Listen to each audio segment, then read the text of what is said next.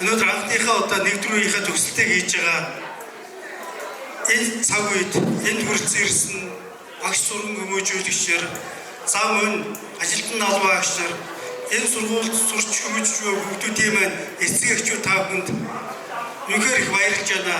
Та бүхэндээ Бус аймгийн иргэдийн урлын төлөөлөгчөөр Бус аймгийнхаа нийт ард иргэдийн өмнөөс халуун баярыг өргөн дэвшүүлье.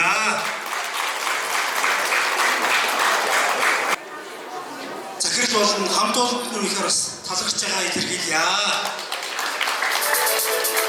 Монгол яг энэ үйл ажиллагааны хүрээд Эрдэнэ их сургууль маань, та бүхэн маань, хүүхд багчууд маань бас хамтран оролцож хүн бол байгаас эцэг хэрэг зэрэг хүүхдийн төлөө хийж ирж байгаа ажилд бас идэвх жаргалтай хийж яддаг бас баярлаж байгаа юм аа.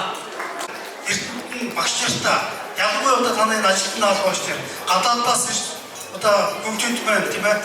Сансар нисч болно гэдэг. Тэгээ мөрөж байх тусмаа миний хөрх замлах болно. Хөгжил хөшөө удаа болж байгаа.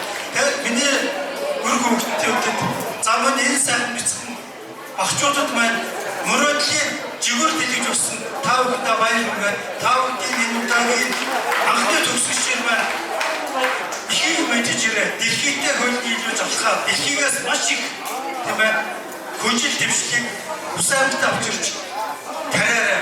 Юу тарсан үргэлжлээ та бүхэн маань хураж аваарай гэж та бүхэнд энэ сайн өрөөлөг өгье.